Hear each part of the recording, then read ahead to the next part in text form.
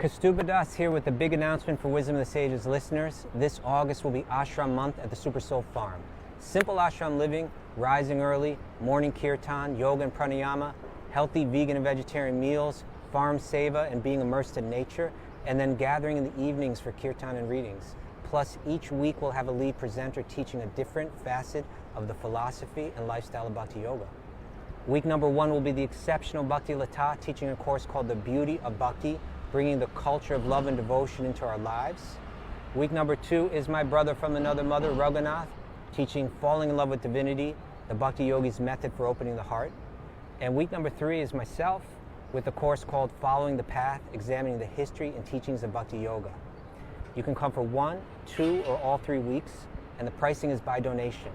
For more dates and information, go to wisdomofthesages.com/events. Peace. Hey Raghunath, tell everyone about our Patreon community. Sure, Kaustubha. The Wisdom of the Sages Patreon community is an incredible online yoga resource. If you like the type of yoga wisdom and culture we share on the show, then our Patreon community is a great next step. This is a listener-supported podcast, and any level of sponsorship will unlock a wide range of live and archived classes, talks, and even workshops. Raghunath teaches, I teach, and we have a host of other excellent teachers on topics ranging from yoga philosophy, asana classes, storytelling, Ayurveda, kirtan, cooking, meditation, and a lot more. We even have an incredible online Bhakti 12-step recovery group.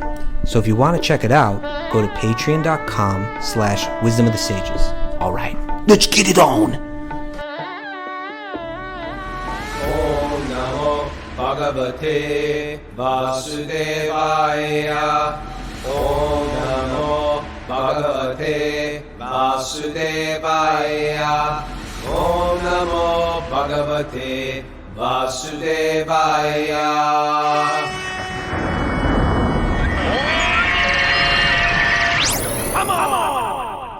Live from Super Soul Farm, this is Wisdom of the Sages, a daily yoga podcast with your host, Raghunath, and co-host and senior educator at the Bhakti Center, New York, Kaustubha Das, with special guest Sacinanadana Maharaj from Germany, from the spiritual world, I feel like, sort of descending, floating around, giving us life and love and joy.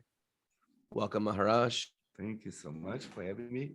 And we're here in the midst of the Wisdom of the Sages retreat, and all of our regular Zoomers, as well as a bunch of others out there, are here live. We see them face to face in the flesh. We embrace each other. We share good stories. We laugh. We roll down hills together, blow dandelions in each other's face. We laugh more. We hold each other by the wrists and spin around. There was some of that yesterday, actually. Yeah, it's been quite a weekend. It's been quite a week. In a weekend, it's a weekday. I never thought it was going to work in the weekday, and we all signed up for it. I think it was you were the draw, Maharaj. And yesterday we had a wonderful night at Gopal Chandra Prabhu's house. Gopal Chandra, who's dealing with his body, we're all dealing with our body in one way, aren't we? Everybody's dealing with their body. And then we have the final dealing with the body. So he's dealing with losing his body and keeping his focus on spiritual life. And it's quite a amazing thing to witness, Maharaj. Yes, an example of... Come right into the mic.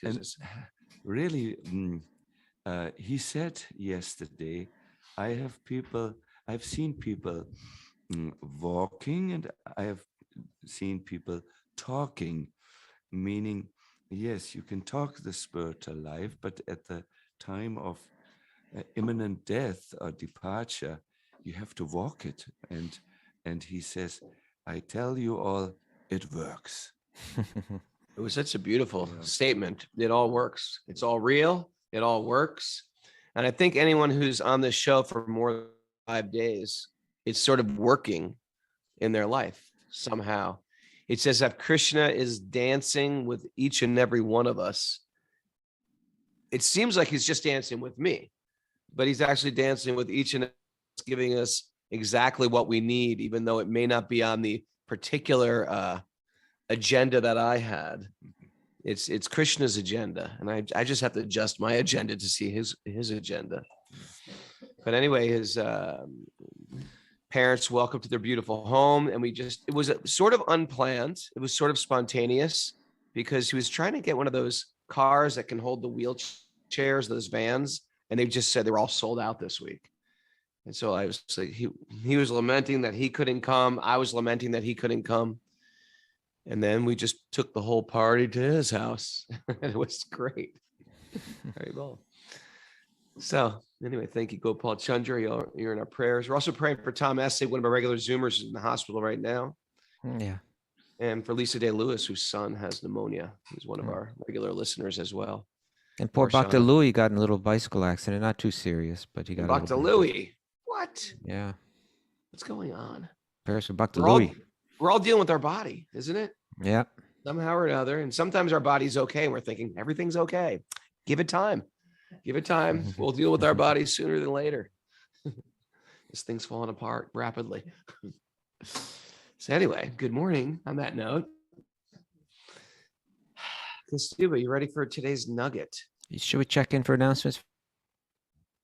Yeah, we have a Bhakti Recovery Group meeting today at noon. And we should mention that we didn't post yesterday's. There wasn't a show yesterday to post.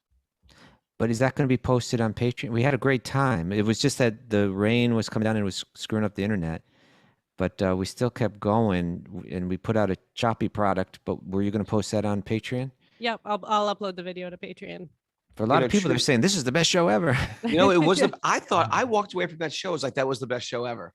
But it was very choppy and maybe hard to listen. If you're used to listening to very slick, overproduced podcasts, this is not the one. But it was. I left super high. I felt like I found the mysteries of life.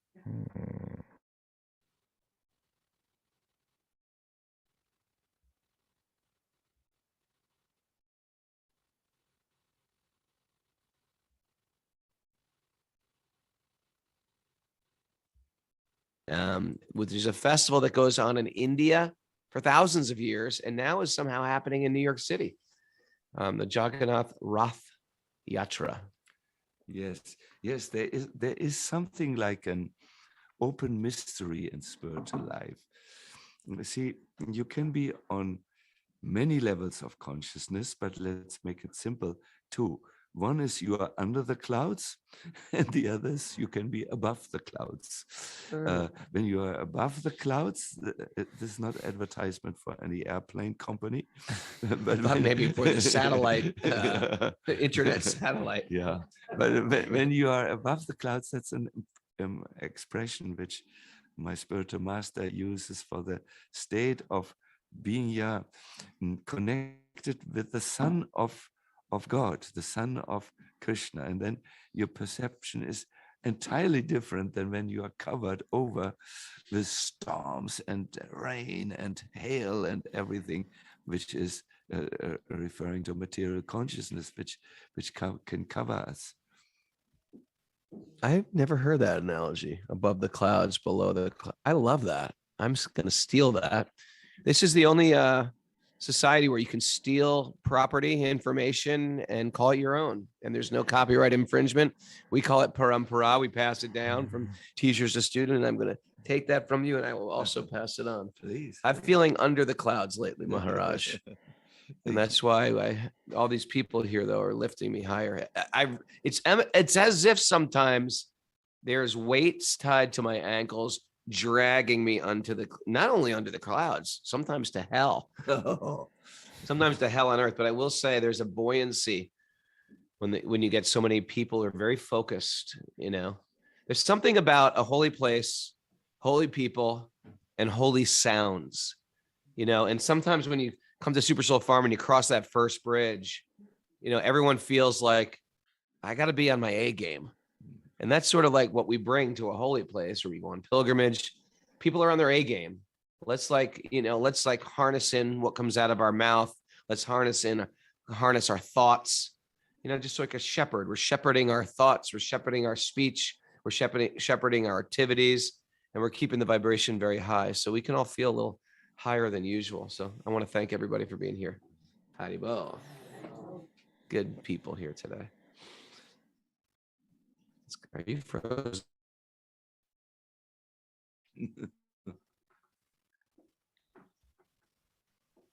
Kaustubha? I'm here. Yeah.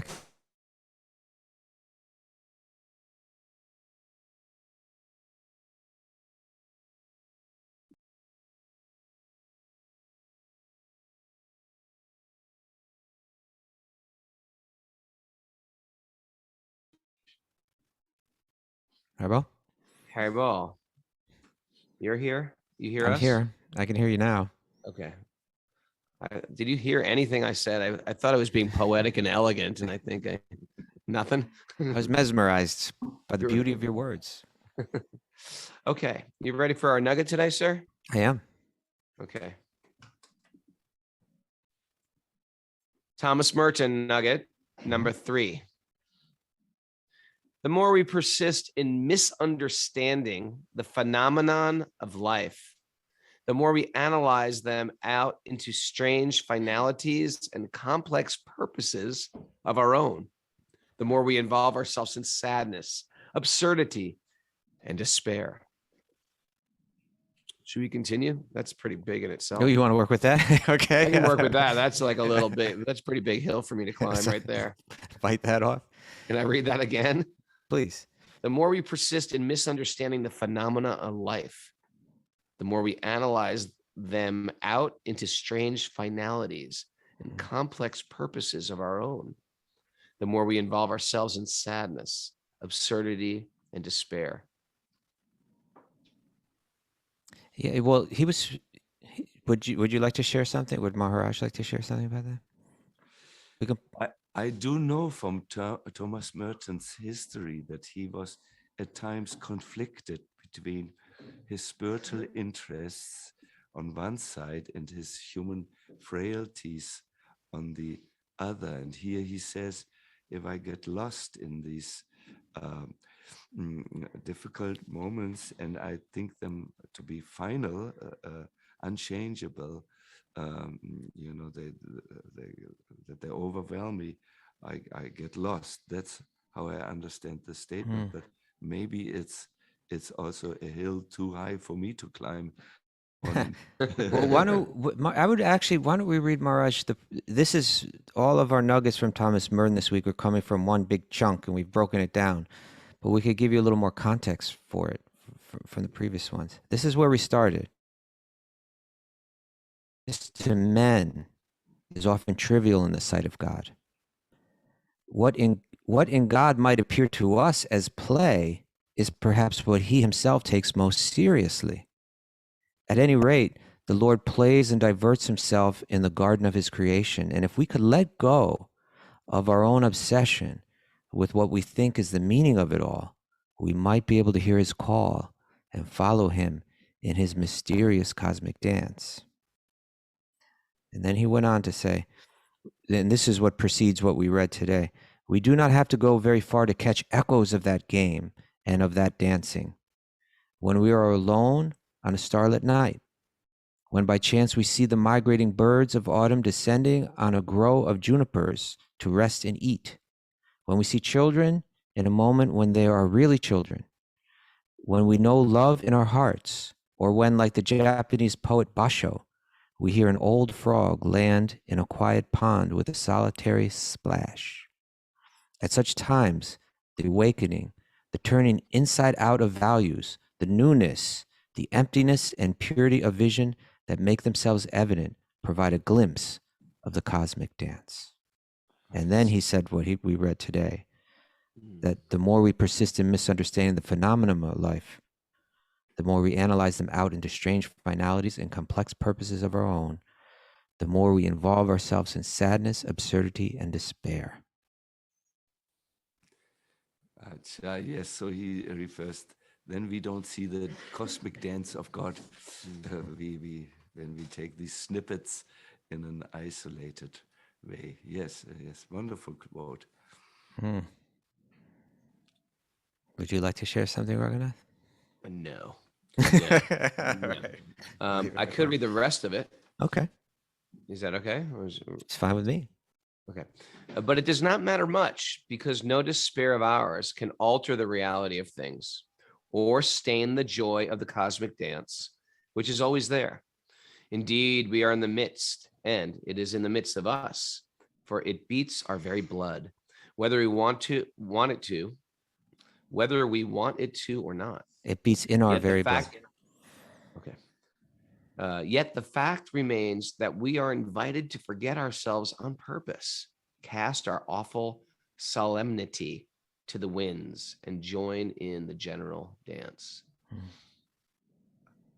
Acha, I mean, if I may contribute, Please. you will be surprised. I read a little bit statements from Michael Jackson, the fully accomplished American entertainer, and he said, He's fully accomplished. He could do everything. Yes.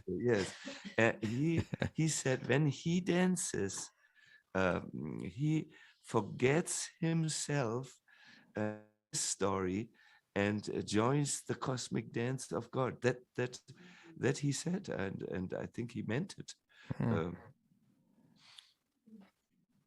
Yeah, it's. I think he's speaking to how I'm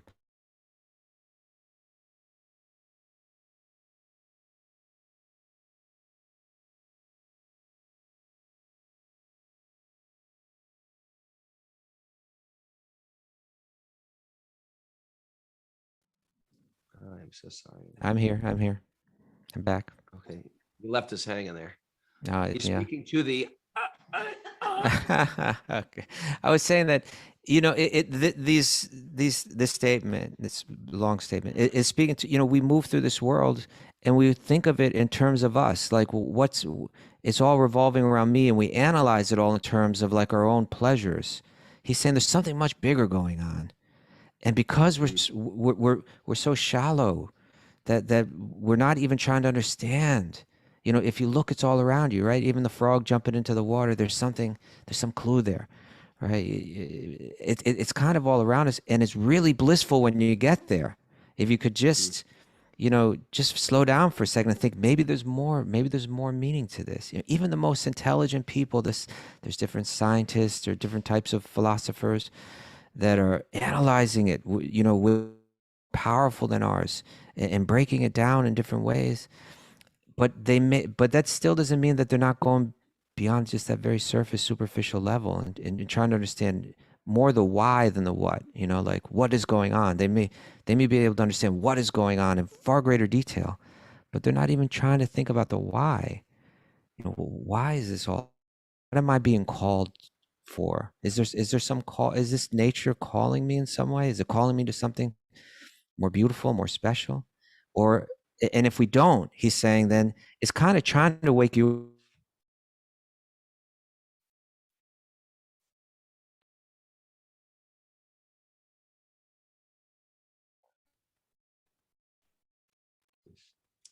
There we go. Sorry, I kind of cut off. I was just saying it's trying to wake us. The beauty of it all is calling us to wake up. But if we don't wake up, then we feel sadness, absurdity, and despair as a waking call. Beautiful. Okay, thank you.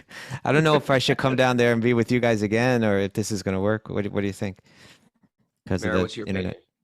I think you guys are both a little bit choppy, but I say we continue on. Okay, Mara. Continue. Okay. By the way, today is Ganga Puja. Ganga Puja.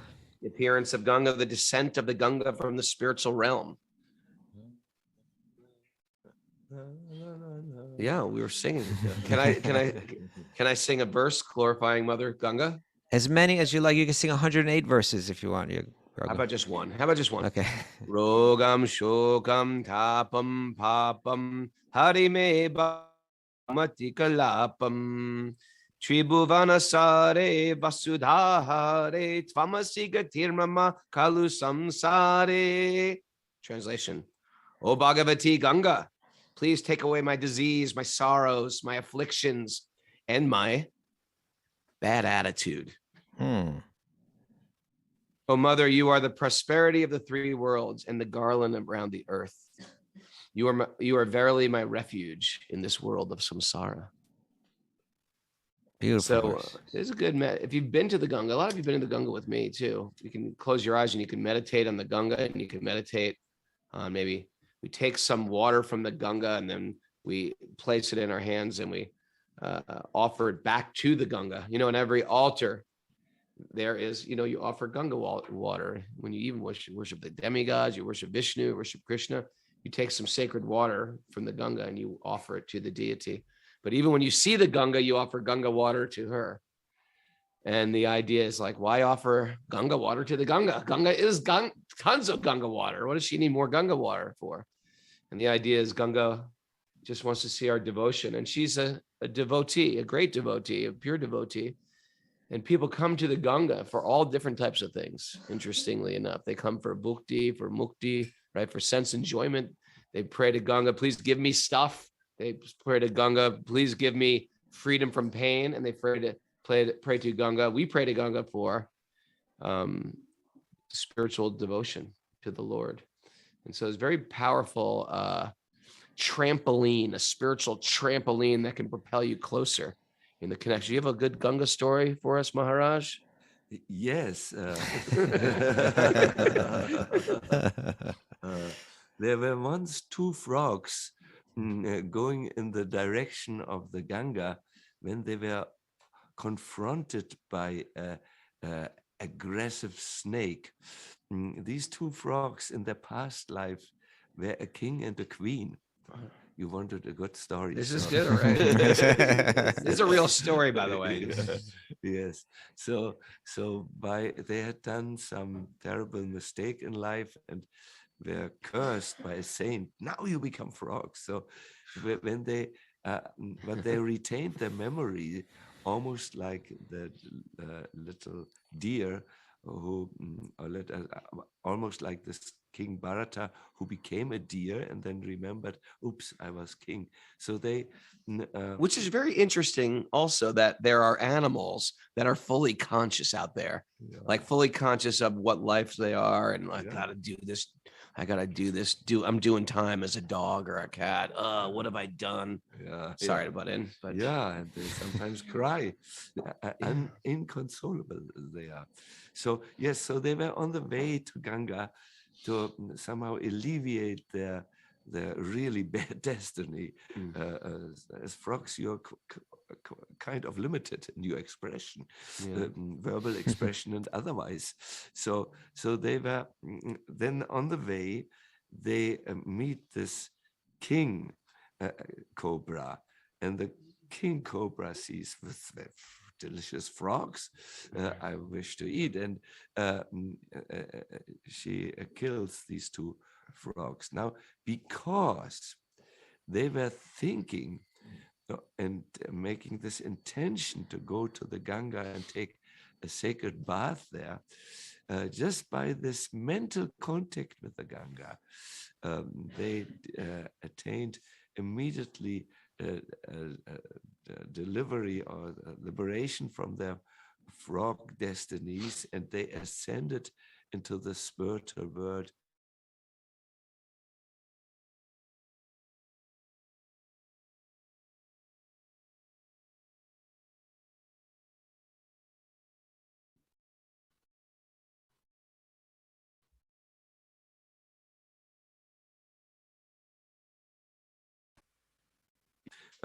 To go anywhere.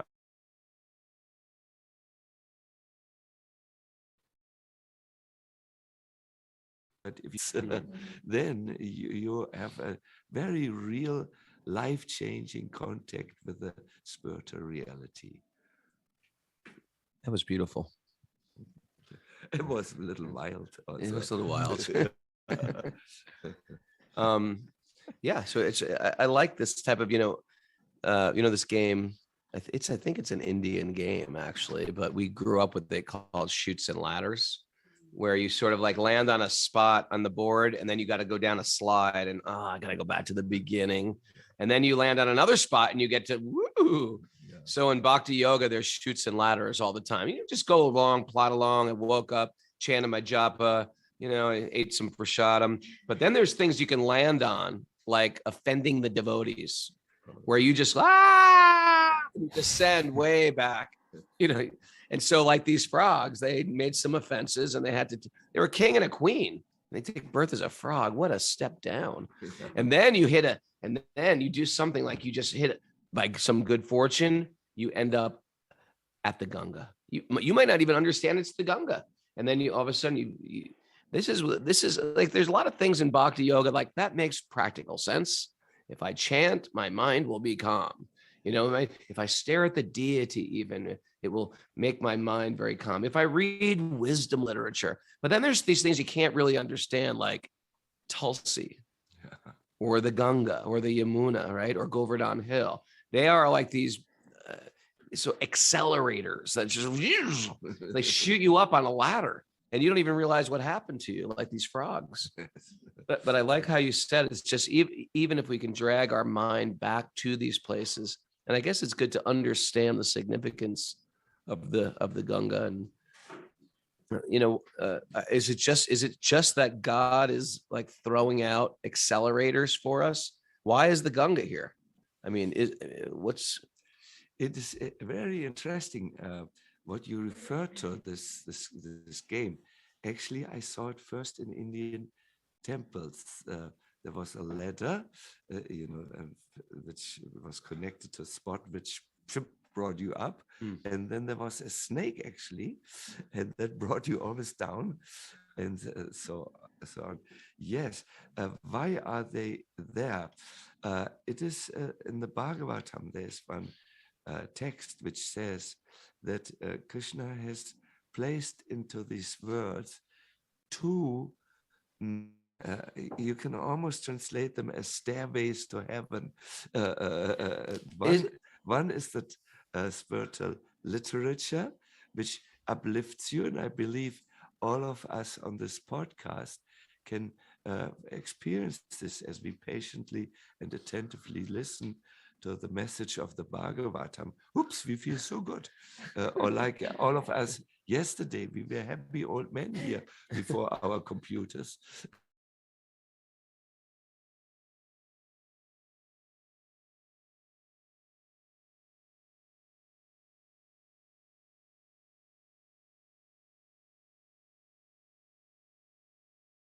Mara, can you look up where it's from? I know it's Led Zeppelin, but like, did they steal it from Plato or something? Maybe you can Google that one.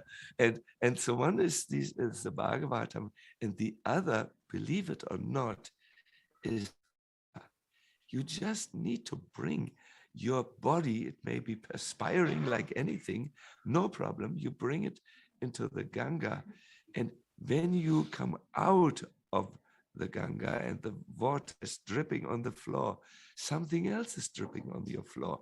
Your burdens, your anxieties, your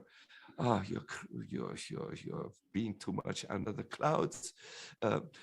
All this is leaving you, and you make the most amazing spiritual experiences. And believe me, I was once in Haridwar at this Ganga Puja, and I saw a famous lawyer from Munich. I said, "What are you doing here?" I'm taking my Ganga bath, man, because that lets me forget all my lawyer complexities. It really works. Yeah, it works. If you bathe, how many people bathe in the Ganga here? Can you say it's like a magical experience when bathing in the Ganga? It really worked. I had this weird experience because Ganga will give you whatever you want. So I was a brahmachari, and I was in Germany, and I was laying over in Germany.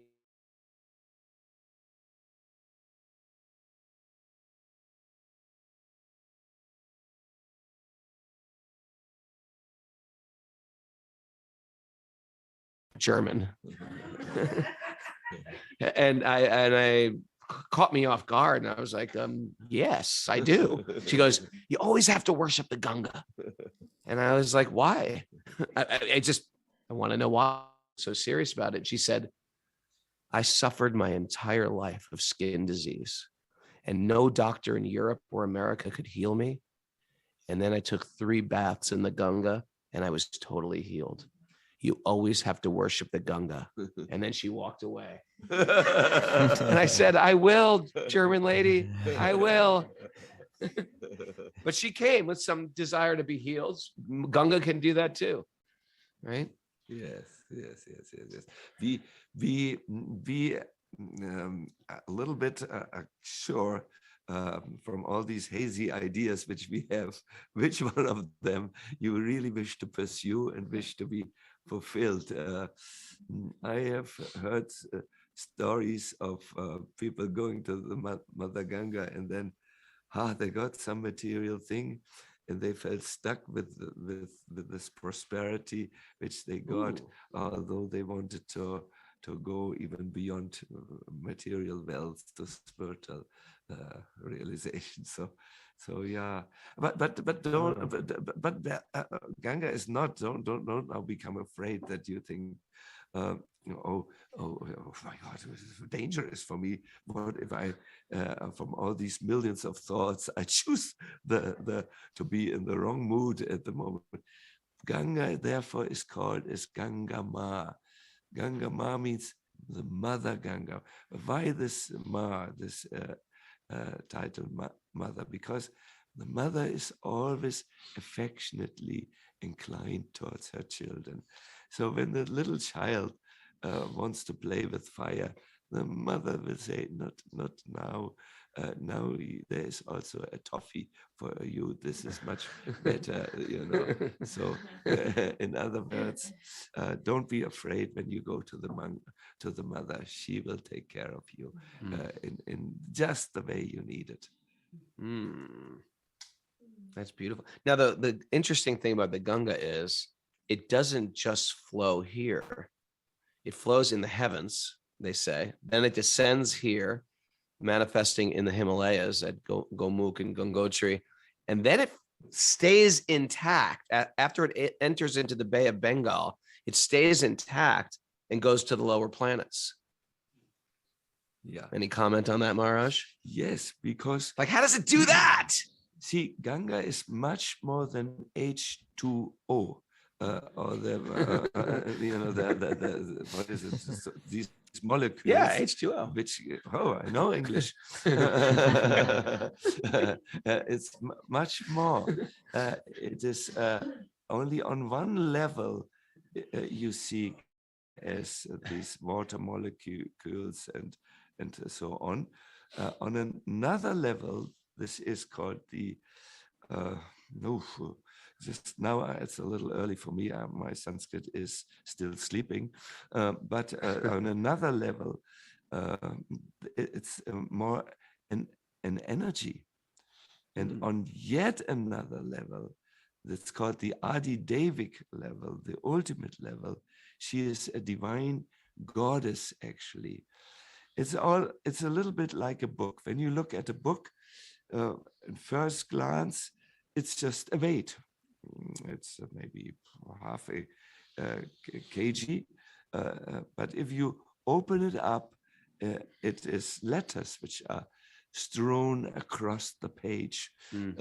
But if you even go more deeper, it tells you an amazing, and hopefully it's a good book, an uplifting story. So Ganga also has 3 levels of perception. Only on the first level, it is water, which may cleanse you. On the second level, it's pure spiritual energy. And that's why we feel so uplifted. On the third level, and that third level is accessible through puja, through worship, you may get a glimpse of her goddess quality, her transcendental quality. I'm inspired right now to take bath in the Ganga, or at least mentally take bath in the Ganga. Kaustubha, one more. Ready? Right? Hear this. Hit me. This is also from the Ganga Stotram. Oh, mother, it is better to live in your waters like a tortoise or a fish, or on your riverbank as a feeble chameleon, or on your riverbank even as a low-born dog eater. There's a class of people that just eat dogs, right? Better to be them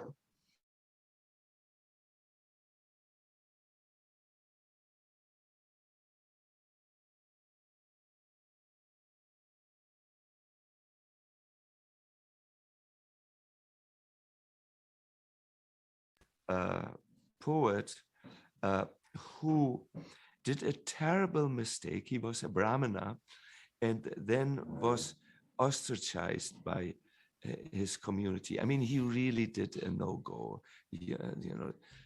Sleeping with pious ladies, and really, you don't even want to go there with your mind. So he was really, how do you say, expelled. People said, you crossed the border. We really don't want to associate with you any longer. You have broken all the rules of spiritual conduct. So in great desperation, he went to Varanasi, and he was thinking, what can I do? I'm nowhere. I'm not accepted as me any longer. And he saw Mother Ganga flowing in front of him. And as he was seeing her pristine waters flowing, he decided, let me just take shelter at Mother Ganga. And when he thought like this, he started to compose these beautiful poems. I think 2 of them you have shared with us this morning. And as he composed them, Ganga rose. She came one step. He was sitting on top of a big staircase that went towards the Ganga. And with great mercy, Ganga came up, and he continued to sing and sing more, and Ganga came up more and more and more. He thought, what, Ganga is coming towards me? And he sang more, and finally Ganga splashed and swirled all around him, taking all the karmic reactions from him. This is something which Raghunath just did. He got some little bottle, and now you should be an enlightened soul. It's going to take a little bit more than this vial. I'm going to have to. Raghunath, have faith. Have faith. Very powerful. So yes. So this composer of this verse, whenever he had concluded the verse, Ganga came closer and closer and closer until she finally surrounded him and washed everything away. And the Brahmin community, which had expulsed him because of his misdeeds, saw this is a pure soul now. Ganga has absolved him of his karmic reaction. Let us embrace him with eagerness. That is beautiful. Thank you. Maharaj, you are beautiful. The Ganga is beautiful. Kaustubha, you are beautiful. You too, Raghunath. Oh, something has changed.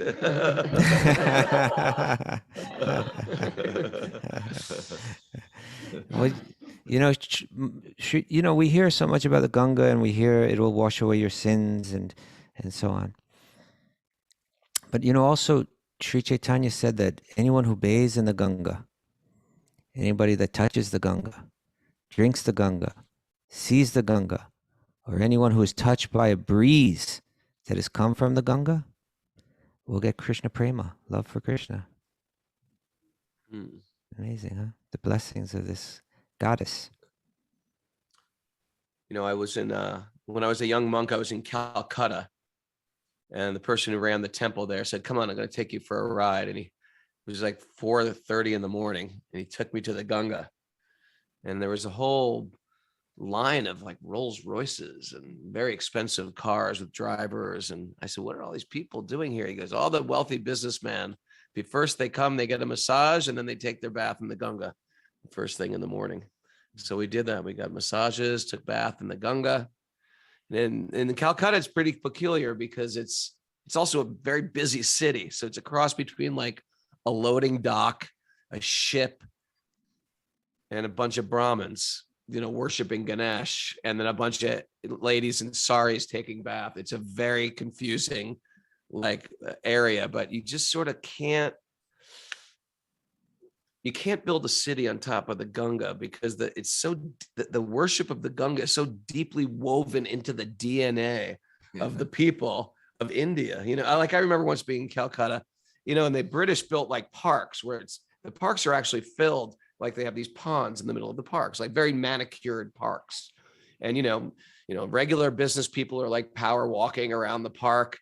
And, you know, regular people are going to the office. It's like New York City. And then there's this beautiful pond. And then a sadhu will just walk into the pond and start doing worship to the pond, understanding it's all Ganga. And that's why I actually love places like Calcutta, because they're sort of torn between an ancient world and the modern world. Yes, and you see that in one particular bathing gut in Calcutta, where the prostitutes go after a night of excess, because they're torn. They think, oh, why did I do this? This is not the most sattvic profession, and it's not good. But it's a quick way to pay for the bills in my household, and so on. And they go and take a bath there, and then they come out, and it is said, there is a statement about this. Okay, it's okay to take your bath in the Ganga, but you should also allow the water to go really to your mentality. So if you're conflicted like these people, it's good to not again and again and again do the things which you know in your heart are not good for you, but it's good if you allow the Ganga bath to not only go skin deep but also heart deep. That's mentioned like this, but still you can see that is so nice about even India. Although India is, I feel, now at a crossroad, it could also lose their spirituality. But at least what we can see up till now is people who have such a deep faith that no matter what they do, when it's not, they just keep on going the spiritual direction. But why not take a hot, deep bath in the Ganga? It is better for you. So what you're saying is take that bath and then also adjust your lifestyle, mentality, etc. So we don't have to keep on taking baths. Yes, and suffer. And suffer. Yeah. You know, Raghunath, there's a Krishna miracle happening here today. It's got anything to do with Lindsay Scott's dog? Did you hear that? No. Lindsay Scott has a Labrador also named Gus, like my dog. Is that crazy? That's a total Krishna miracle. Okay. I know, but I'm just thinking, is that what you were thinking? Not at all. Not at all. All right. Mara's just doing that head shake. No, the verse today, the second verse we read today is all about the Ganga and the long commentary by Prabhupada. That's a Krishna miracle. Yes. What? All right, let's read that verse. Name that tune. Let's read that verse. Want to chant the shlokas? Yes. Narayanam namaskritya naram chaiva narottamam devim saraswatim vyasam tato jayam mudirayet. Before reciting the Srimad Bhagavatam, which is our very means of conquest, one should offer respectful obeisances to the Supreme Lord Narayan, unto Narayan Rishi, the supermost human being, unto Mother Saraswati, the goddess of learning, and to Srila Vyasadeva, the author. Nasta prayeshu badreshu vaya Bhagavati Uttama Shloke Bhaktir Bhavati Naishtiki. By regular attendance in classes on the Bhagavatam and by rendering service to the pure devotee, all that is troublesome to the heart will become eradicated, and loving service to the Supreme Lord, who is praised with transcendental songs, will be established as an irrevocable fact. Om Jnana Timarandasya Jnananjana Salakaya Chakshurunmilitam yena tasmai Shri Gurave namaha. I was born in the darkness of ignorance, and my teachers are opening my eyes with the torchlight of knowledge. I offer my obeisances at their lotus feet. That, Kaustubha, I think that was a Krishna miracle. Remember, we have these ideas of Krishna miracles that aren't so Krishna conscious. I think that was one of them. It's still a miracle. It just wasn't like me having that moment with the kangaroo doing yoga. That one of those, it's not a Krishna miracle, but it's still miraculous. It's coming from Krishna. So in one sense, it is a Krishna miracle. That's all. Okay. Oh, we need another name for miracles that aren't like Krishna conscious, because it just shows there's magic in the world. I think there's a word for that called coincidence. That wouldn't work, right? No. The kangaroo thing wasn't a coincidence. It was a deep, deep connection on a soul level, my friend. Our time is running out, and Prabhupada has so much to say story about the Ganga. Okay, where are we, Mara? Reading from Canto 4, Chapter 21, Text 30. 20. Text 30. Yes. We read all this? Chapter 21? Yep, Chapter 21, Text 30. Oh, instructions by Maharaj Prithu. Alrighty. Although abominable persons like my father, Vena, right? Remember King Vena? He was terrible. He was terrible. Right? Some of you guys had pretty bad fathers. They didn't come close to Maharaj Vena, right? The grandson of death personified are bewildered on the path of Dharma. All the great personalities like those mentioned agree that in this world, the only bestower of benedictions of Dharma, Artha, Kama, right? This idea of your spiritual activity, your work in this world, your sense gratification, and even mukti, your liberation or elevation to the higher planets. The only bestower of that is the supreme personality of Godhead. You want to read the purport of that one? No, text 31. By the inclination to serve the lotus feet of the supreme personality of Godhead, suffering humanity can immediately cleanse the dirt which has accumulated in their minds during innumerable births. Like the Ganges water, which emanates from the toes of the lotus feet of the Lord.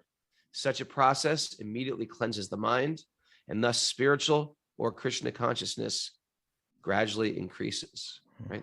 But the Ganga is called, right, Vishnu Pada, from the lotus feet of Lord Vishnu.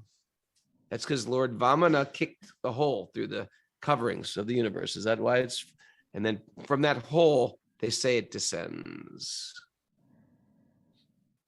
Purport? Please. All right. In India, one can actually see that a person who takes bath in the Ganges water daily is almost free from all kinds of diseases. Krishna miracle. A very respectable Brahmana in Calcutta never took a doctor's medicine. Even though he sometimes felt sick, he would not accept medicine from the physician, but would simply drink Ganga water. And he was always cured within a very short time. The glories of the Ganges water are known to Indians and to ourselves. This is a Krishna miracle. This is Ganga Puja. That's why we started playing all the songs. That's why I started telling these Ganga stories. And this verse has to do with the Ganga on Ganga Puja. That's what I'm telling you. The glories of the Ganges water are known to Indians and to ourselves also. The river Ganges flows by Calcutta. Sometimes within the water, there are many stools and other dirty things which are washed away from neighboring mills and factories. But still, thousands of men take bath in the Ganges water, and they are very healthy as well as spiritually inclined. You know, truthfully, sometimes people give these warnings. Oh, like who aren't in like spiritual circles, they'll be like, oh, you're going to the Ganges, it's so polluted. Who cares? I don't care, actually. This is going to sound, can I say something gross? I don't know. I'm not sure. Well, what's that verse from the Nectar of Instruction that says, even if there is foam on the Ganga, right? Like it looks, ever go into a pond and there's some gross stuff on it, even if there's like muddy foam in the Ganga, someone will take a bath there because they understand the potency of the Ganga. I'm not going to even say what I'm going to say. Just let's continue. Okay. It was a bloated pig. A bloated pig.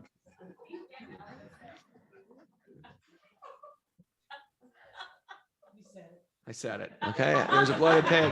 And I was torn. There was a ship. I was in Calcutta. There was a ship, a bunch of like people carrying crates to the ship, a bunch of Indian ladies in saris taking bath. And I was like, what do I do? There's a bloated pig floating right here. Then I still thought of that verse from the Nectar of Instruction. I was like, a wise person always takes bath in the Ganga, despite what's going on materially. And I just did it. I took bath and I felt liberated. It felt so good. That is all for that story. Okay, continuing on. The Ganges is glorified because it emanates from the toes of the lotus feet. I love when Kaustubha gives me that like blank stare, that poker face. Just waiting. Just wait. If one take, okay, the effect of that is the effect of the Ganges water. The Ganges water is glorified because it emanates from the toes of the lotus feet. Similarly, if one takes to the service to the lotus feet of the Lord, or takes to Krishna consciousness, he is immediately cleansed of the many dirty things which have accumulated in his innumerable births. Some of us are just thinking of it in this life. We've done so many things that we feel defiled, right? The Buddhists call it defiled, unclean, even unclean thoughts of revenge and hate and taking in all these things from the horror movies. And that's all gets stored and lodged in the brain. Just starts to wash away. Because it's not just this life you've done gross things. You've done gross things for many lifetimes. Just letting you know that. If one takes to the service of the lotus feet of the Lord,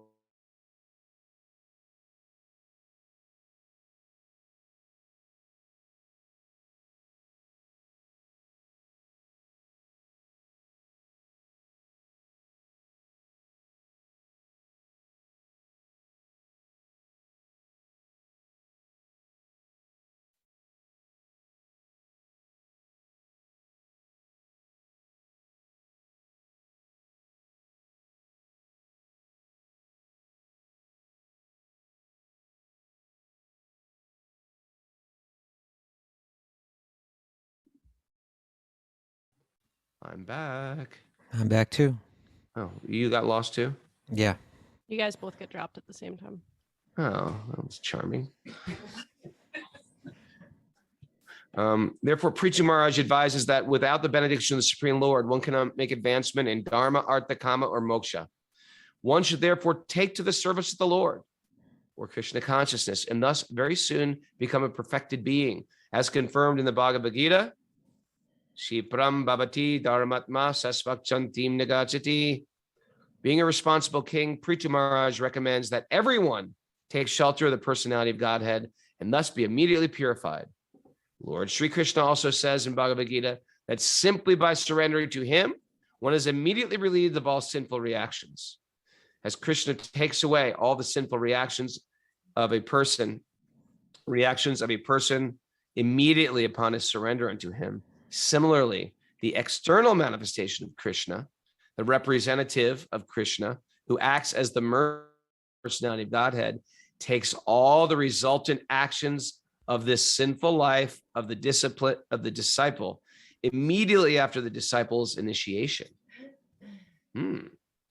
Thus, if the disciple follows the principles and instructions of the guru, he remains purified and is not contaminated by the material infection. Wonderful. It's wonderful. You like to share anything, Maharaj? Yeah, this is a great invitation, isn't it? To follow instructions and to change totally the level of one's existence. Please forgive me for being a little short of words, But when we speak under the clouds and above the clouds, it's an analogy which Srila Prabhupada used that makes it so clear what he means with this. When you are above the clouds and you see the sun and the high mountain peaks and everything else under the clouds seems to be dark and remote and distant, then this is how you feel in spiritual life. You feel really enlightened in the presence of Krishna, and it's a categorical difference, really. You are moving in a total different atmosphere from which you can look into your old life and people who live this type of life with the joy and with the desire to help, really. Not at all condescending that, oh my God, they are still walking around under the clouds and they are making their life endlessly complicated with following their twisted minds. No, you don't feel like that. You feel, wow, I was getting this opportunity, and I really owe it to my fellow living entities, to see if I can in some ways be instrumental to remind them of this state which is there. And really by following instructions, this happens. I remember when I became a monk, previously I'd taken once a week a bath in a bathing tub. I was lying in my own foam, so to say, on top of the bathing water once a week. Then I learned in the temple, it is good to take daily a shower after you wake up and you have sweated all the toxins out, is healthy. And Srila Prabhupada, your spiritual master, has instructed this. Oh, phew.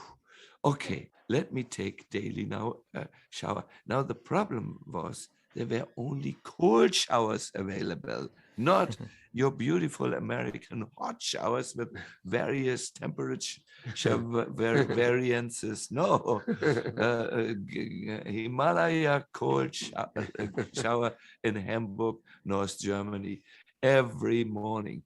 But I focused my mind. I'm doing this because Prabhupada has instructed this. Yes, I come from a different bathing culture, but I will. I did too. Yeah, I did too. I will do this now, and just by, so to say, stepping on the conveyor belt of of spiritual instructions, I was moved swiftly into another place. In airports they have these flat conveyor belts, moving sidewalks, sidewalks, and you step on them and it brings you like a rocket to the desired destination. Not as fast, but it brings you there. So in the same way, if you somehow connect your life with spiritual instructions from a good source, as a spiritually enlightened personality, you will be moved swiftly. Even if you have the wrong bathing culture.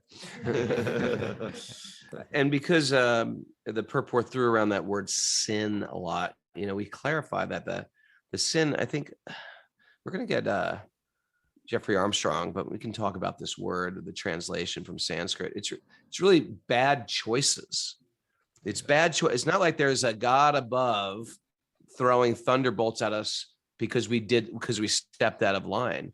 They're just, when we move in this world and make choices that harm ourselves, we're responsible for those bad results that are coming. It's not coming from above. It's coming from our own bad choices. We've implicated ourselves.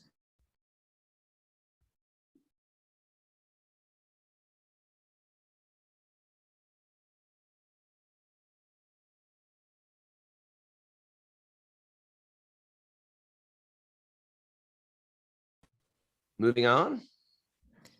We're all done, for Raghu. time. That's it. That went fast. Mm. How did that work out, Mara? Did you think it's a keeper? I think so. It's a little choppy, but I think it's worth keeping. Okay, good. People can put it on the chat board if they have a opinion. Yeah, I liked it. I like having Maraj here too. Yeah, it's wonderful. It's like the extra purport. It's like the extra the living purport. Thank you, Maraj. So now Mara reads, we call them takeaways. Oh, yes. I enjoy those, Mara. Your takeaways are decorated with basil and half a lemon on it, and all this. Very nice. Hors d'oeuvres. Mara, takeaways, please. Adjust your agenda to Krishna's agenda. That's a good one. That's a good one. Adjust your agenda to Krishna's agenda. Krishna dances with each one of us. Okay, wait a second. I'm going to have the studio audience clap if they like it. Yeah. What was that again? Krishna dances with each and every one of us. Yep. Clap meter 7. Okay. It all works and it's all real. Wow, not much applause for that one. Oh, I can't hear it. You can't hear it. Okay, Right. they're all clapping. Okay. Okay. Fly above the clouds. Oh, crazy. They're going crazy. The cosmic dance is always waiting. Yeah. The cosmic dance is always waiting. You don't like It's that like one. that's like a golf clap there, a little golf clap. We're being called to wake up. Okay. All right. Offending the devotees is a big shoot. Like shoot I and ladder? like where we're going with it. It's big. Yeah. Shoots and ladders. Yeah. It doesn't roll off the tongue. It doesn't roll off the tongue. Golf clap, golf clap. Okay. They're snapping. They're I snapping. got a better one. Snapping their fingers. Okay. Spiritual literature is a stairway to heaven. Yeah. Woo! Thank you. Was that it? Nope. Step on the conveyor belt of spiritual instruction. And allow the Ganga to go heart deep. Someone's got to say something about a bloated pig. No.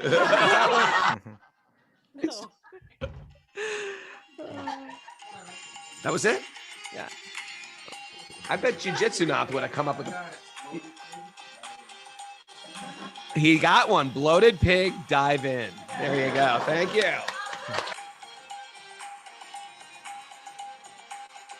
Thanks, everybody, for joining us. Thanks for Maharaj being here with us. Sacinanadana Maharaj. Goody-boo! We're all getting geared up for the Rath Yatra Festival of Lord Jagannath this Saturday in Washington Square.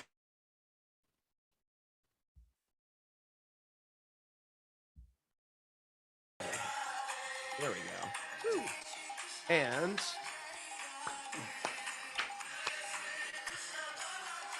love to Lord Jagannath, love to Gopal Chandra Prabhu, and love to everybody joining us on live. If you want to join us live on Zoom, go to wisdomofthesages.com. No, wisdomofthesages108@gmail.com. Email Mara to get the secret codes. You can join us live on Zoom too. If you like what we're doing, go to Patreon. It's a community-supported podcast. So you go to patreon.com/wisdomofthesages. Leave a monthly donation, whatever you want to give. It's welcome and accepted. Thanks to everybody already contributing. Let's meditate on the Ganga. Let's bring the Ganga into our life today through our thoughts. Let's bring Seva into our life. Let's bring Lord Jagannath into our mind. And it's like we can take our own pilgrimage wherever you are in the world. Haribo.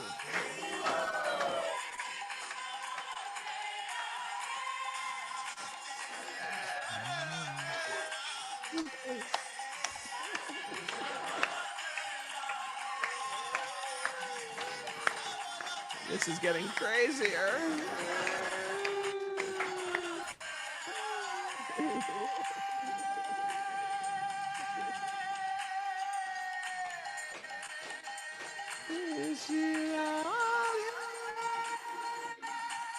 Can't get better than this song. I want to thank the Mayapuris for writing this song.